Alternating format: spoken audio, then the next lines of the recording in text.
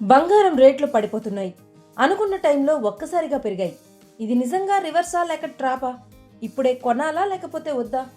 మరిన్ని వివరాలు ఈ వీడియోలో చూసేద్దాం.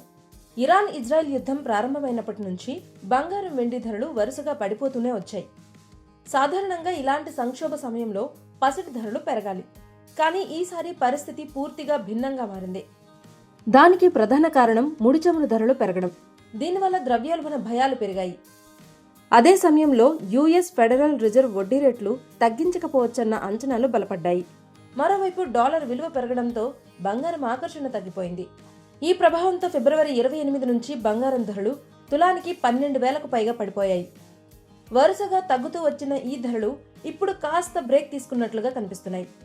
మార్చి 18న హైదరాబాద్ మార్కెట్లో 22 క్యారెట్ల బంగారం ధర 600 పెరిగి 10 గ్రాములకు 1,44,900కు చేరుకుంది.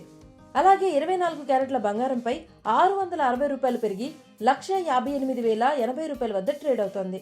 బంగారం బాటలోనే వెండి ధరలు కూడా కాస్త పుంజుకున్నాయి. కిలో వెండి ధర 4,000 పెరిగి ప్రస్తుతం 2,80,000 వద్ద ఉంది. అయితే గత కొన్ని రోజులుగా వెండి ధరల్లో భారీ పతనం నమోదైంది. ఇక్కడ గమనించాల్సిన విషయం ఏంటంటే జనవరి 29న వెండి ధర 4,25,000తో ఆల్ టైమ్ హైలో ఉంది. అక్కడి నుంచి చూస్తే ఇప్పటికీ చాలా దిగువలోనే ఉంది. అంటే మార్కెట్ ఇంకా పూర్తిగా స్థిరపడలేదు. కాబట్టి ఇప్పుడే ఒకేసారి ఎక్కువ కొనడం కంటే కొంచెం కొంచెంగా కొనడం సేఫ్ అని నిపుణులు సూచిస్తున్నారు. ఇలాంటి గోల్డ్ రేట్స్ అప్డేట్స్ కోసం ఏషియానెట్ తెలుగు ఛానల్ని సబ్స్క్రైబ్ చేసుకోండి.